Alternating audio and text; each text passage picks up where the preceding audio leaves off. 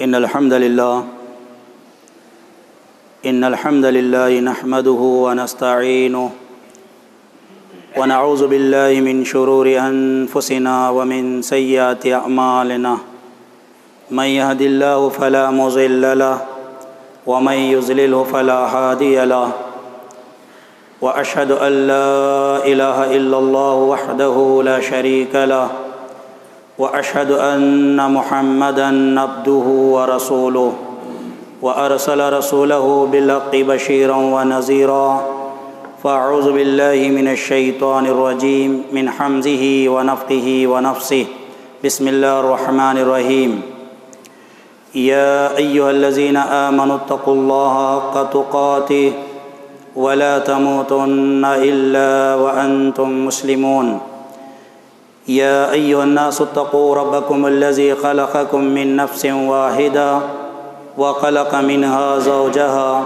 وبث منهما رجالا كثيرا ونساء واتقوا الله الذي تساءلون به والأرحام إن الله كان عليكم رقيبا يا أيها الذين آمنوا اتقوا الله وقولوا قولا سديدا يصلح لكم أعمالكم ويغفر لكم ذنوبكم ومن يطع الله ورسوله فقد فاز فوزا عظيما أما بعد فإن خير الحديث كتاب الله وخير الهدي هدي محمد صلى الله عليه وسلم وشر الأمور محدثاتها وكل محدثة بدعة وكل بدعة ضلالة وكل ضلالة في النار رب اشرح لي صدري ويسر لي أمري واحلل عقدة من لساني يفقهوا قولي ربي زدني علما ربي يسر ولا تعسر وتمم بالخير۔ ہر طرح کی تعریف، حمد و ثنا، بڑائی و بزرگی صرف اور صرف اسی اللہ رب العالمین وحدہ لا شریک لہ کے لیے لائق زیبا ہے، جو اس کائنات کا یکتا اکیلا خالق ہے، مالک ہے، رب العالمین ہے۔ وہی رب العالمین ہے اس دنیا میں پھیلی ہوئی خطرناک وبا سے ہمارے صحت کی حفاظت کرتے ہوئے اپنے زندگی میں جیتے جی مرنے سے پہلے آخرت کی تیاری کو مد نظر رکھتے ہوئے کچھ کرنے اور اپنے آپ کو کچھ بنانے کا اللہ تعالیٰ نے موقع عنایت فرمایا ہے۔ اللہ رب العالمین جہاں ہم کو مسلمان بننے کی توفیق نیک عطا فرمائی ہے، وہیں پر اللہ تعالیٰ ہمیں اس بات کی توفیق نیک بھی عطا فرمائیں کہ زندگی کے آخری سانس تک اسلامی تعلیمات کے مطابق ہمیں زندگی گزارنے والا بنائیں۔ بے شمار بے حد انگن درود و سلام ہو اس کائنات میں مبعوث کیے گئے تمام نبی و رسولوں پر، بالخصوص اس کائنات کے آخری نبی و رسول احمد مجتبیٰ محمد مصطفیٰ صلی اللہ علیہ وسلم کے ذات گرامی پر۔ اس مختصر سی حمد و صلوات کے بعد آج کے اس خطبہ جمعہ میں قرآن اور حدیث کے روشنی میں جس موضوع کے تحت چند باتیں آپ کے سامنے گوشے گزار کرنا چاہ رہا ہوں وہ ہے قربانی کا ایک اہم پیغام والدین اور اولاد کے نام۔ قبل اس کے کہ اس پیغام کو میں آپ کے سامنے رکھوں، جن دنوں میں ہم زندگی گزار رہے ہیں یہ ماہ ذی الحجہ کے شروع کے 10 دن ہیں، جسے اللہ اور اس کے نبی صلی اللہ علیہ وسلم نے بہت سارے فضائل سے، بہت سارے اہمیتوں سے مالا مال فرمایا ہے، لیکن افسوس کی بات یہ ہے کہ یہ دن ہر سال کی طرح اس سال بھی ہمارے درمیان ہیں، لیکن پہلے ہی کی طرح ان دنوں میں ہم لاپرواہی کی زندگی گزار رہے ہیں۔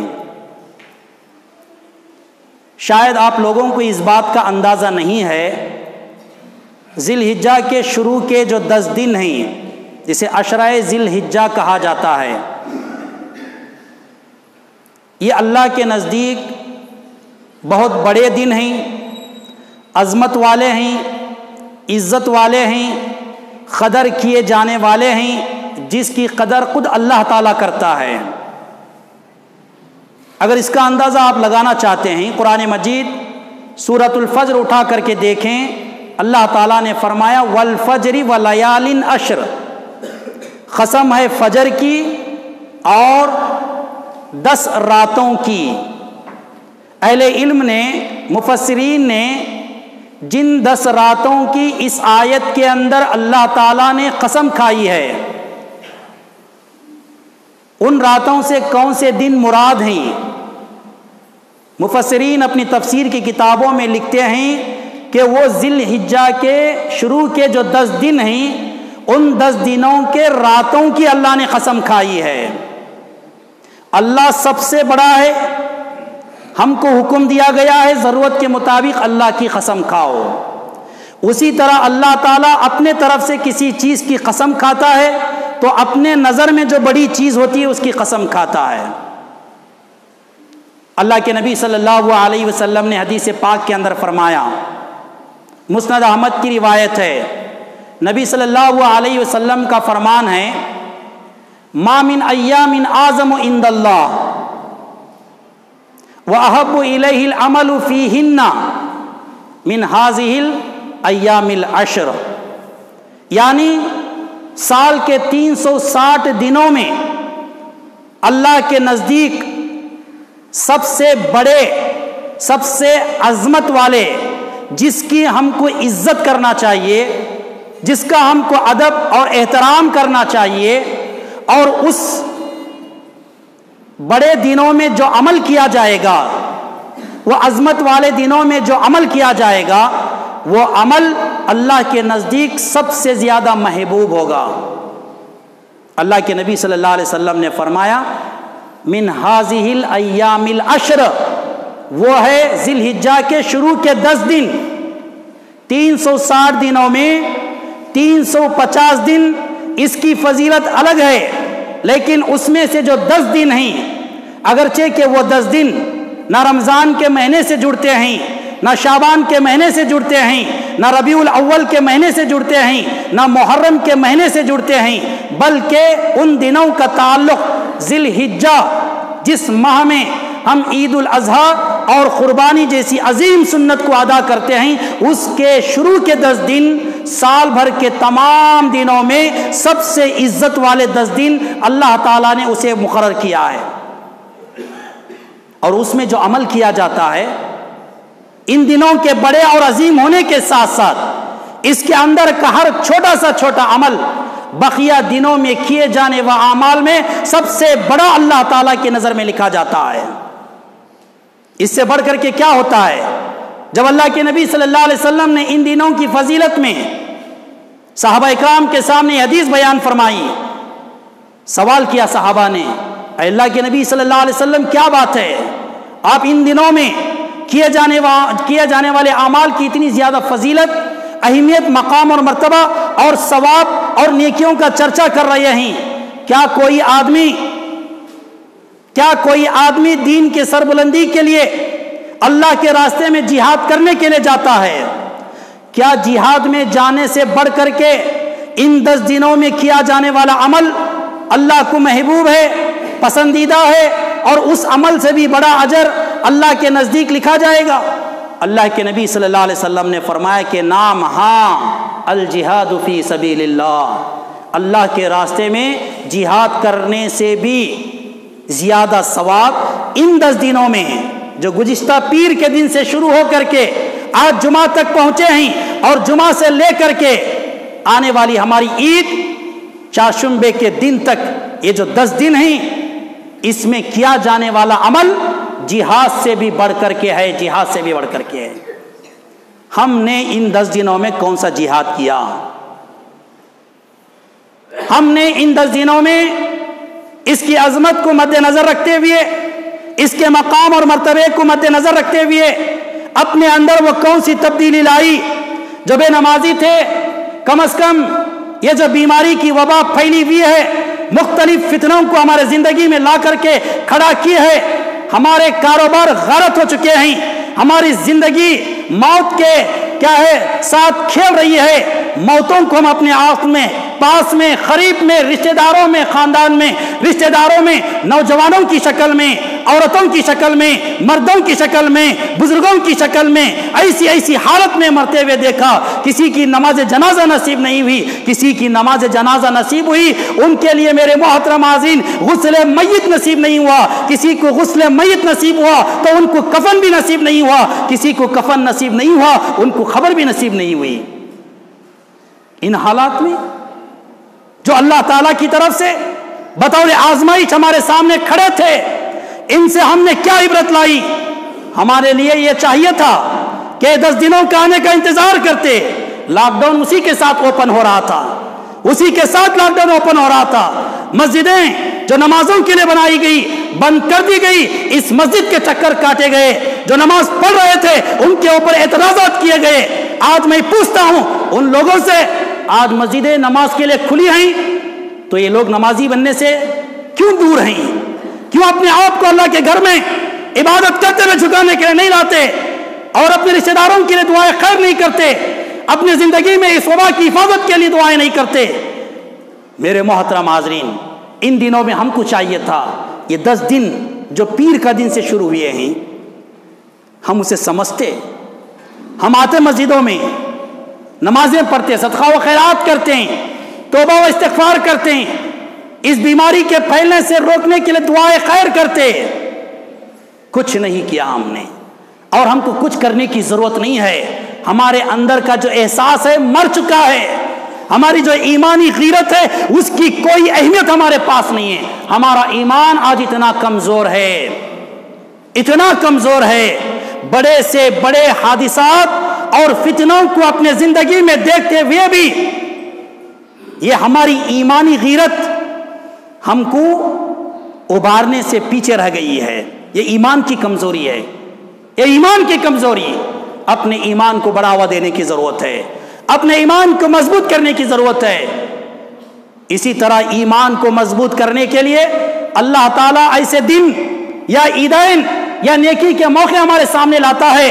کم از کم یہ 10 دن میں اتنا ٹرین ہو جائیں کہ آگے آنے والے جو 360 دن ہیں، 350 دن ہیں، اس کے لیے ان کی یہ ٹریننگ 10 دنوں کی کافی ہو جائے۔ ابھی ہم نے 1 مہینہ رمضان کی ٹریننگ دی، حالت یہ ہے کہ ان 10 دنوں کی اہمیت ہمارے پاس نہیں ہے۔ یہ 10 دن گزر جائیں گے، آنے والے 350 دنوں کی کوئی اہمیت ہمارے پاس نہیں رہے گی۔ آخرکار مسلمان ہیں، کہاں گیا ہمارا اسلامی طرز زندگی کا نمونہ؟ اگر ہمارے ایمان ہے تو کہاں گیا وہ ایمانی جذبہ اور وہ ایمانی غیرت جسے آج ہر ایک کو جگانے کی ضرورت ہے؟ اور یہ ایمانی غیرت اور ایمانی مضبوطی ان 10 دنوں سے ہم کو ملتی ہے۔ آخرکار کیا کرنا چاہیے ان 10 دنوں میں؟ کیا کرنا چاہیے؟ اللہ کے نبی صلی اللہ علیہ وسلم نے فرمایا اسی حدیث کے اندر، فَأَكْثِرُوا فِيهِنَّ مِنَ التَّهْلِيلِ وَالتَّكْبِيرِ وَالتَّحْمِيدِ۔ 3 کام کرنے کی ضرورت ہے جو ہمارے ایمان کو قوت بخشتی ہے، ہمارے اسلام کو تازہ کرتی ہے، اور وہ ہے اللہ کی یاد۔ اللہ کی یاد، اللہ کی یاد آپ کیسے کریں گے؟ اللہ کے نبی صلی اللہ علیہ وسلم نے فرمایا من التحلیل، اپنے زبانوں سے ان 10 دنوں میں کثرت سے لا الہ الا اللہ پڑھتے رہو۔ والتکبیر، اللہ اکبر کے الفاظ اپنے زبانوں سے زیادہ کرو۔ والتحمید، اور زیادہ سے زیادہ الحمدللہ کہو۔ اللہ اکبر، لا الہ الا اللہ، الحمدللہ، کثرت سے ان 10 دنوں میں ہمیں پڑھنے کا حکم دیا گیا ہے۔ کیوں؟ کیونکہ یہ جو الفاظ ہیں اللہ کی یاد ہم کو یاد دلاتے ہیں، ہمارے ایمان کو جذبہ دیتے ہیں، ہمارے اسلام کو تازہ کرتے ہیں، اللہ کا ڈر خوف ہمارے دلوں میں پیدا کرتے ہیں۔ آج نہ وہ الفاظ ہمارے زبانوں میں رہے اور نہ ہمارے دلوں میں تقوی اور پرہیزگاری باقی رہی۔ افسوس کا مقام ہے جو کلمات اس حدیث کے اندر پڑھنے کے بطور حکم دیے گئے ہیں، وہ عید کے جو ہم تکبیرات پڑھتے ہیں اسی سے ملے جلے ہیں۔ اللہ اکبر، اللہ اکبر، اللہ اکبر، اللہ اکبر، لا الہ الا اللہ، واللہ اکبر، اللہ اکبر وللہ الحمد، وہی 3 چیزیں، اس میں اللہ اکبر بھی ہے، لا الہ الا اللہ ہے، وللہ الحمد، اللہ کی تعریف یعنی حمد بھی ہے۔ ان کلمات کو ہم نے صرف اور صرف عید کے دن وہ بھی غسل کر کے کپڑے پہننے کے بعد مسجد یا عیدگاہ پہنچنے تک، پھر اس کے بعد عید ختم ہو گئی، یہ الفاظ بھی ختم ہو گئے۔ ایک وقت تھا یہ کہ باقاعدہ عید الاضحیٰ کے موقع پر عید کے دن، عید کے بعد 3 دن، کل 4 دن ہم لوگ ان کلمات کو نمازوں کے بعد، خاص کر فرض نمازوں کے بعد 3 بار پڑھتے تھے۔ لیکن کسی صحیح حدیث سے ان 4 دنوں میں تکبیرات فرض نمازوں کے بعد پابندی کر کے 3 مرتبہ پڑھنے کا حکم نہیں ہے۔ اس لیے علماء کرام نے اصلاح کرنے کی کوشش کی، یہ تکبیرات ان 4 دنوں میں بھی پڑھنا چاہیے، اور اس سے پہلے اس حدیث کے روشنی میں 10 دن پہلے، کل ملا کر کے 13 دن کنٹینیو پڑھنا ہے۔ کتنے دن؟ 13 دن کنٹینیو ان تکبیرات کو پڑھنا ہے۔ اس میں نماز سے پہلے ہو یا بعد، گھر میں ہو کے تجارت، گلی میں ہو کے محلے میں، بیٹھے ہو کے اٹھے ہو، ہر حالت میں اپنے زبانوں سے ان کلمات کو پڑھتے رہنا ہے۔ یہ 13 دنوں کا عمل ہے، یہ کوئی 4 دن عید کے ملا کر کے، یا صرف عید کے ایک دن کا عمل، یا صرف نمازوں میں پڑھتے تھے اب وہ بھی چھوڑ دیا ہم نے۔ اللہ ماشاءاللہ کوئی پابندی کر رہے ہوں گے، ظاہری طور پر تو نظر نہیں آ رہا۔ آپ کو معلوم ہے صحابہ اکرام کے سامنے جب یہ نیک اعمال پیش کیے جاتے، ان کے اندر جذبہ اس پر عمل کرنے کا کیسے ہوتا تھا؟ بخاری شریف کی روایت میں عبداللہ بن عمر اور ابو ہریرہ رضی اللہ تعالی عنہما کے تعلق سے آتا ہے، کان ابن عمر و ابا ہریرہ رضی اللہ تعالی عنہما کانا یخرجان الی السوق یکبران و یکبر الناس بتکبیرہما۔ اس کے اندر 2 صحابہ کا عمل بتایا گیا۔ ان 13 دنوں میں حضرت عبداللہ بن عمر اور حضرت ابو ہریرہ رضی اللہ تعالی عنہما خاص کر کے اپنے گھروں سے نکلتے تھے، الی السوق، کہاں؟ بازاروں کی طرف، وَيُكَبِّرَانِ، اور وہاں پر زور آواز سے اللہ کی تکبیر بیان کرتے۔ عیدین کے موقع پر جو کلمات ہم پڑھتے ہیں بطور تکبیرات، ان تکبیرات کو پڑھتے تھے۔ جب ان کے تکبیرات کو پڑھتے ہوئے لوگ بازار میں سنتے تھے، وَيُكَبِّرُ النَّاسُ بِتَكْبِيرِهِمَا، ان کے ساتھ پورے بازار کے لوگ تکبیر پڑھنا شروع کر دیتے تھے۔ اسلامی ماحول تھا، اسلامی ملک تھا، لوگ نکلتے تھے بآواز بلند تکبیرات پڑھتے تھے، اور مسلمان ان کو ساتھ دیتے تھے۔ شاید ہمارے ملک میں یہ ماحول نہ ہو، لیکن اس کا مطلب یہ نہیں کہ تکبیرات پڑھنا ہی چھوڑ دو۔ ہمارا ملک یہ کہے کہ اللہ کو نہ مانے تو ہم نہیں مانیں گے۔ زور سے نہیں پڑھ سکتے، دلوں میں تو پڑھ سکتے ہیں، بلند آواز سے نہیں پڑھ سکتے، اس آواز سے تو پڑھ سکتے ہیں، ہم دوسروں کو پڑھا نہیں سکتے تو تلقین تو کر سکتے ہیں۔ ہم نے یہ جذبہ کہاں رکھا؟ تکبیرات بھی اگر ان 10 دنوں میں پڑھ نہیں سکتے ہم لوگ، میں اور آپ اپنے گریبانوں میں جھانک کر کے غور کریں، اس سے بھی ہلکا کون سا عمل ہے جو کرنے کا ہم انتظار کر رہے ہیں؟ تکبیرات ان دنوں میں پڑھنا چاہیے۔ ابھی آپ کے سامنے عید تک اور عید کے بعد 3 دن تک کئی دن باقی ہیں، ان دنوں کا ادب کرو، احترام کرو۔ اس میں تکبیرات جو عیدین کے موقع پر پڑھتے ہیں اس کا انفرادی طور پر اہتمام کرو، مسجد میں بیٹھے آپ اپنے طور سے پڑھتے رہو، اس کے لیے کوئی وقت کوئی تعداد باقی نہیں ہے، طے نہیں ہے۔ اور یہ دن اللہ کو یاد کرنے کے دن ہے، اللہ سے توبہ و استغفار کرنے کے دن ہیں، صدقہ و خیرات کرنے کے دن ہیں، نمازوں کی پابندی کرنے کے دن ہیں۔ اپنے زندگی میں اپنے زندگی کا جائزہ اور اپنے نیکی اور برائیوں کو ٹٹولنے کے دن ہیں۔ اپنی حفاظت کرو دنیا کے بیماریوں سے، دنیا کے بلاؤں سے، قبر کے عذاب سے، جہنم کے عذاب سے، میدان محشر کی سختی سے اپنی فکر کرو۔ اپنی، نہ مجھے آپ کی فکر کرنے کی ضرورت ہو، نہ آپ میری فکر کرنے کی ضرورت ہو، میں اپنی جگہ اپنی فکر کر لوں، آپ اپنی جگہ اپنی فکر کر لیں۔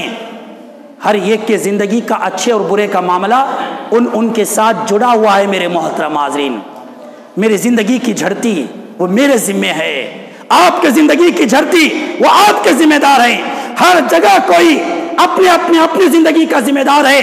جس رب کے حکم سے ہم اس دنیا میں پیدا ہیں اسی رب کے حکم سے ایک دن مرنے والے ہیں، اور اسی رب کے حکم سے ایک دن میدان محشر میں اٹھ کر کے اپنا چہرہ اپنے رب کو دکھانے والے ہیں اور اپنے زندگی کے اعمال کو رب کے سامنے پیش کرنے والے ہیں.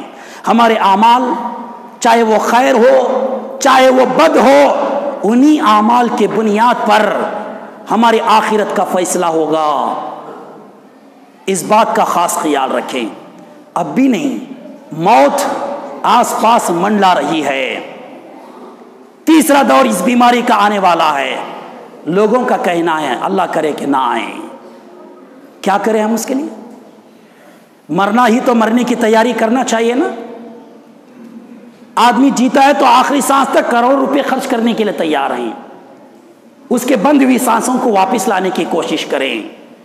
جب اسے یقین ہے پورے یقین کے ساتھ مرنے کے بعد ایک بڑی زندگی کے لیے وہ زندہ ہونے والا ہے، ایک بڑی زندگی جو کبھی ختم ہونے والی زندگی نہیں ہے، ایک عالیشان زندگی جو جنت کی شکل میں زندگی مرنے کے بعد ملنے والی ہے. ہم نے کتنے کروڑ پیسے نہیں سیکنڈوں کو استعمال کیا اللہ کی عبادت کے لیے. کتنے منٹ ہم نے اللہ کے راستے میں اللہ کو یاد کرتے ہوئے اس کے ذکر و اذکار کے لیے خرچ کیا ہے. بیانوں سے جھنجھوڑنے کی ضرورت نہیں ہے. حالات ہمارے گھروں میں جھانک رہے ہیں، ہمارے گلی محلوں میں دستک دے رہے ہیں اور جھنجھوڑ رہے ہیں کہ مسلمانوں، خاص کر نوجوانوں سے میں ہمیشہ کہتا ہوں، ایک لمبی زندگی تمہارے سامنے اور تمہارے زندگیوں میں ایک بہت بڑی ذمہ داری، خود کی ایک نوجوان کامیاب نوجوان بننے کی ذمہ داری، ہر بیماریوں سے اپنی حفاظت کرنے کی ذمہ داری، شادی اور شادی کے بعد کی زندگی کے لیے اپنے آپ کو تیار کرنے کی ذمہ داری، اس کے بعد اپنے اولاد کو پالنے پوسنے پرورش کرنے اور ان کو ایک اچھی زندگی دینے کی ذمہ داری.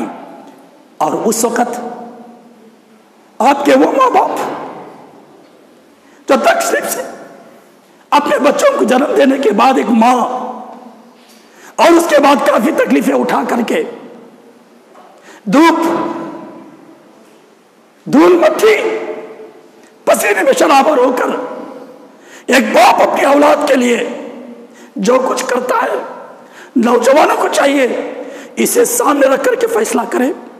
جس وقت میں نوجوانی کی دہلیز میں قدم رکھتا ہوں، میرے ماں باپ بڑھاپے کی دہلیز میں قدم رکھتے ہیں. اب میری ضرورت اپنے سے زیادہ میرے ماں باپ کے لیے، میری ماں کے لیے، میری باپ کے لیے. نوجوانوں، کس جذبے میں ہم زندگی گزار رہے ہیں؟ ہم نے کمانا سیکھ لیا ہے، پہننا اوڑھنا سیکھ لیا ہے، لیکن ماں باپ کی خواہشوں، ماں باپ کی ضرورتوں، ماں باپ کا خیال، ان کی قیمت، ان کی خدمت ہم نے اسے نہیں سمجھا.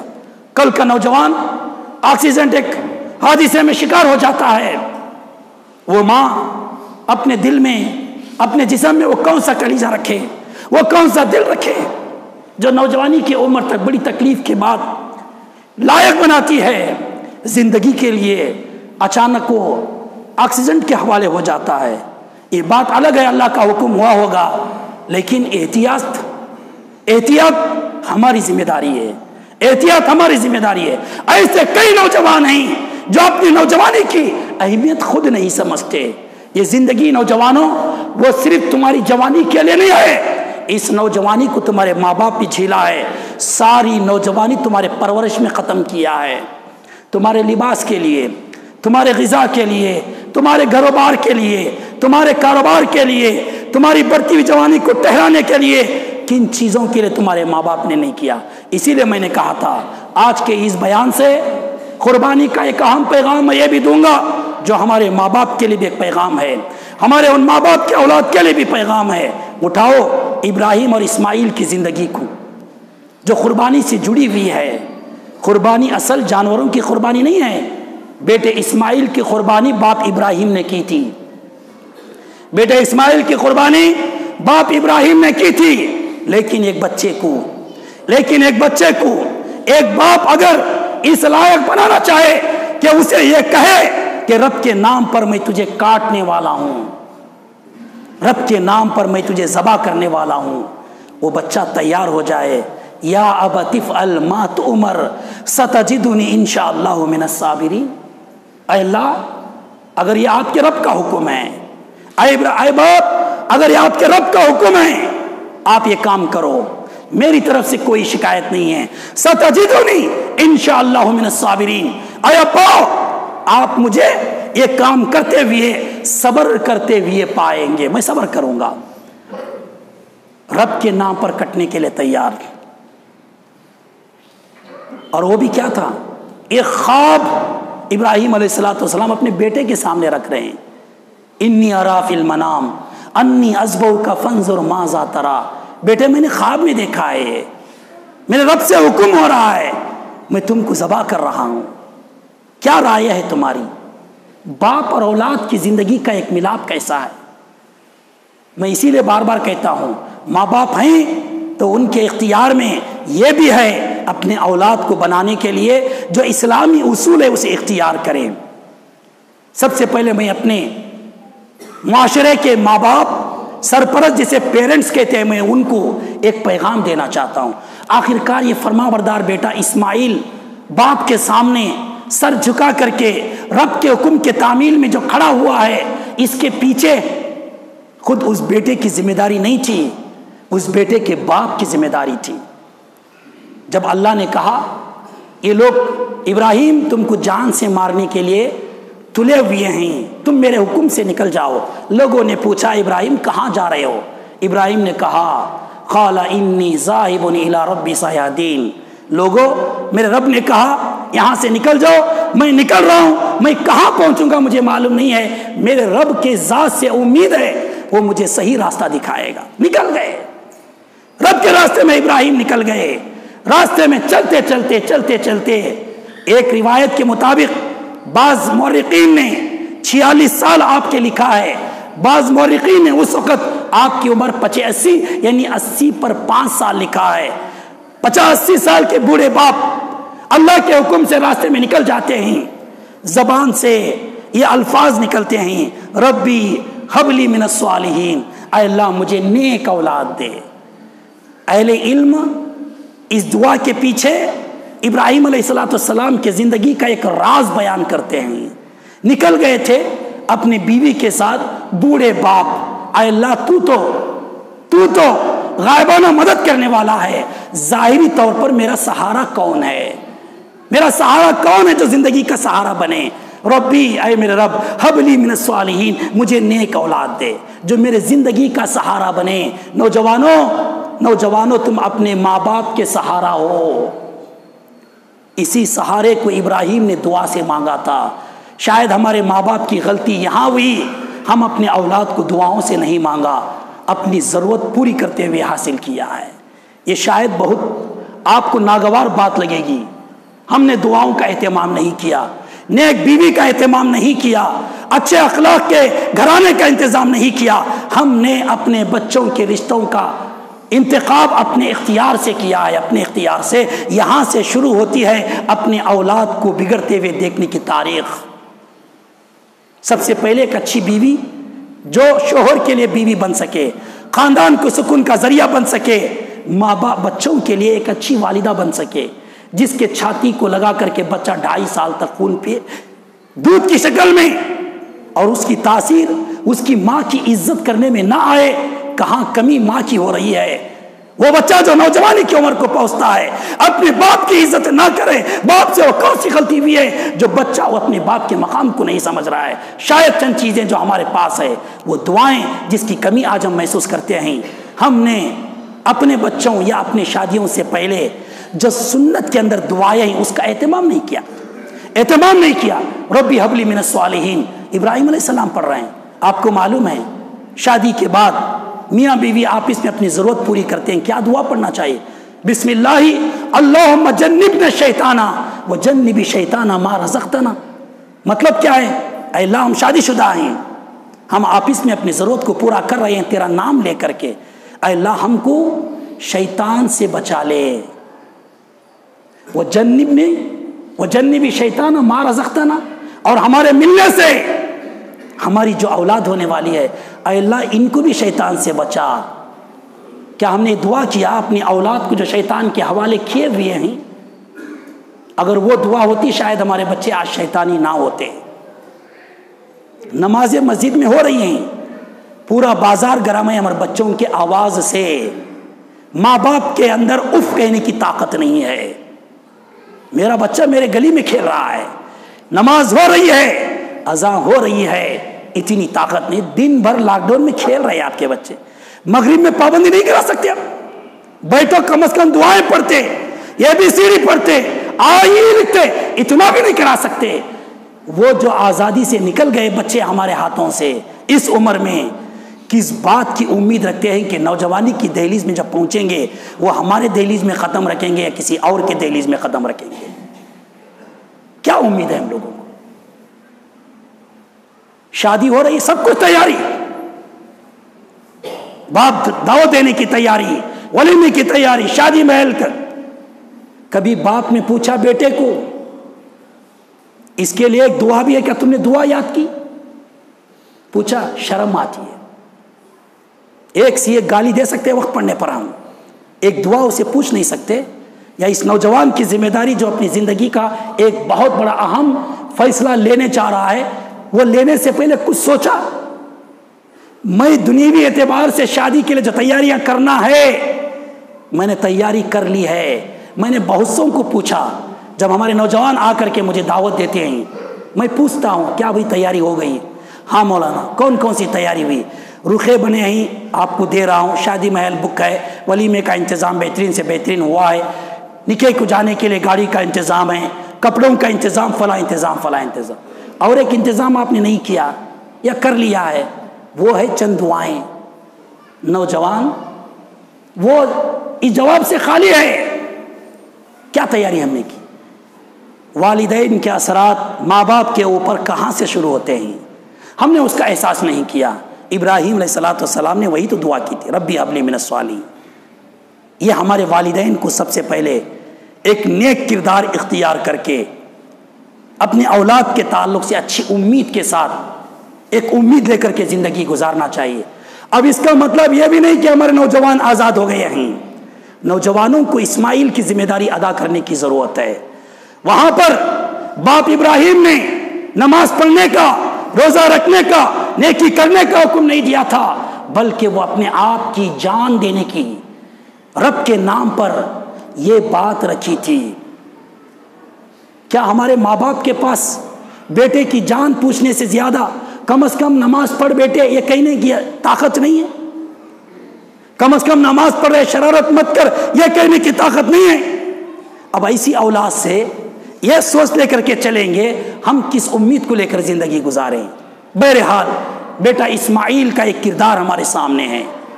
جب نوجوانی کی دہلیز کو وہ پہنچتا ہے اور اس وقت ضرورت ہے اپنے ماں باپ کے لیے اس کی، کہہ سکتا تھا ربی حب لی من الصالحین کے تحت آپ نے مجھے مانگا ہے، میں بڑھاپے کا سہارا ہوں، آپ جیئیں گے اور میں مرنے کے لیے تیار ہوں، یہ کہاں کی انصاف کی بات ہے؟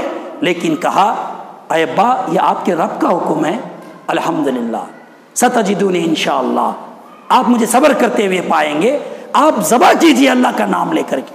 وہ قربانی آج ہم دے رہے ہیں۔ نوجوانوں، آپ کی کمائی سے یا اپنے والد کے کمائی سے یا اپنے گھر والوں کے کمائی سے قربانی کے لیے آپ نے جو جانور خریدا ہے اپنے ہاتھ میں لے کر کے گلی محلے میں پھر رہے ہو، وہ تمہارے پیچھے وہ ایک جانور نہیں ہے، وہ ایک باپ ابراہیم کا بیٹا اسماعیل کی شکل میں تمہارے پیچھے گھوم رہا ہے۔ ذرا اسے پوچھو، اس قربانی کو یاد کرو، جس طرح آج یہ ایک جانور تمہارے ہاتھ میں تم جہاں چاہتے ہو لے کے جا سکتے ہو، تمہاری فرما برداری کر رہا ہے، اسی طرح ایک دن تھا بیٹا اسماعیل بھی اپنے باپ کی فرما برداری کیا تھا۔ ہم نے اس قربانی کے جانوروں کو جہاں پالنا ہے، پوسنا ہے، جہاں اس کی پرورش کرنا ہے، دیکھ بھال کرنا ہے، اچھا کھلانا ہے، پلانا ہے، اسے نہلانا ہے، دھلانا ہے، الحمدللہ یہ اچھے کام ہیں، لیکن ہم اسے لے کر کے لوگوں کے اندر گلی محلے میں گھومے پھرے یا ریاکاری کے لیے، دکھاوے کے لیے یا ہڈیاں کھلانے کے لیے، آج یہ کام بھی چل رہا ہے۔ یہ کام بھی چل رہا ہے۔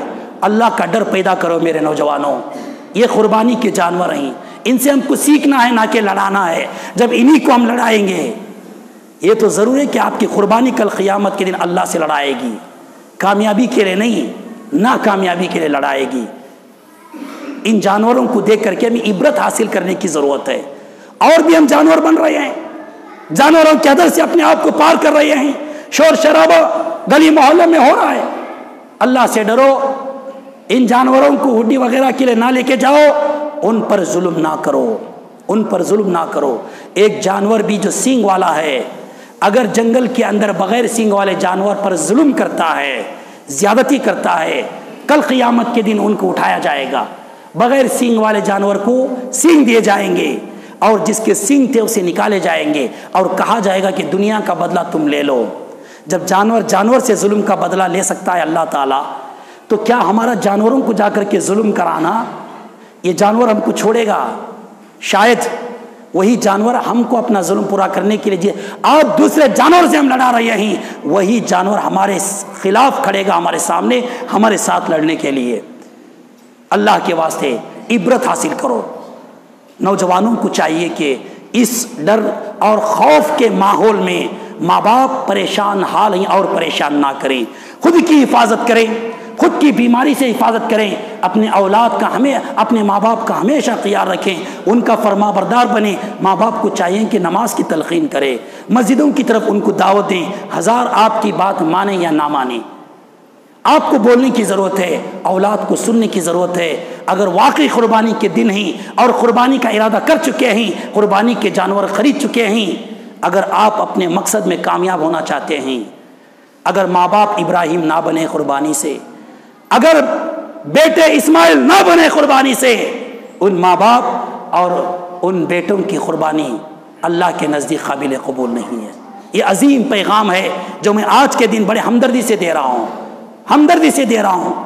آج ہم کس کے لیے ہیں، کس کی ضرورت ہے، مجھے کیا بننا ہے، اور مجھے آخرت کے لیے پیدا کیا گیا ہے، تو میں دنیا کے لیے کتنی حد تک زندگی گزار سکتا ہوں، کتنی حد میں رہ کر کے زندگی گزارتا ہوں، یہ وہ سوالات ہیں جس پر ہمیں غور و فکر کرنے کی دعا ہے۔ آخر میں اللہ سے دعا ہے اللہ رب العالمین ہم سب کی اس دنیا میں پھیلی ہوئی وبا سے حفاظت فرمائے۔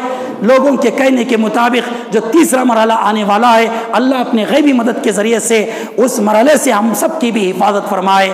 جو اس بیماری میں مبتلا ہیں، اللہ تعالیٰ ان کو صحت کاملہ عاجلہ اور نافعہ عطا فرمائے، اور جو اس بیماری میں مبتلا ہو کر کے جو توحید پرست اس دنیا سے ختم ہو کے چلے گئے ہیں، اللہ ان سب کو اللہ رب العالمین جنت الفردوس میں داخلہ نصیب فرمائے، ان کی مغفرت فرمائے، اور ان کے جملہ رشتہ داروں کو اللہ تعالیٰ صبر و تحمل عطا فرمائے اور اس کا نعم البدل عطا فرمائے۔ بالخصوص ہمارے ماں باپ کو اپنے اولاد کی صحیح تعلیم و تربیت کا بندوبست کرنے کی توفیق عطا فرمائے، اور ہمارے اولاد اور خاص کر نوجوانوں کو، چاہے لڑکے ہو چاہے لڑکیاں ہوں، اپنے زندگی کے دائرے میں رہ کر کے اپنے آپ کی حفاظت کرنے کی توفیق عطا فرمائے، بیماریوں سے حفاظت کرنے کی توفیق عطا فرمائے، بد کرداری سے اپنی حفاظت کرنے کی توفیق عطا فرمائے۔ اللہ رب العالمین ہماری اولاد کو ہمارے آنکھوں کا ٹھنڈک بنائے، ہمارا خدمت گزار بنائے، بڑھاپے کا سہارا بنائے، اسی طرح ہمارے اولاد کو بنائے جس طرح باپ ابراہیم کے لیے بیٹے اسماعیل کو اللہ تعالیٰ نے توفیق عطا فرمایا تھا، اور ماں باپ کے لیے اتنا شفیق بنائے جس طرح کہ اپنے بیٹے اسماعیل کے لیے شفقت کے ساتھ انہوں نے پوچھا تھا کہ یا ابت کیا ہے، انی ارا فی المنام انی اذبحک فانظر ماذا تری۔ یہ ایک جو محبت ہے میل جول کا ہمارے ماں باپ کے اندر اپنے اولاد کے ساتھ قائم اور دائم رکھنے کی اللہ تو توفیق عطا فرما۔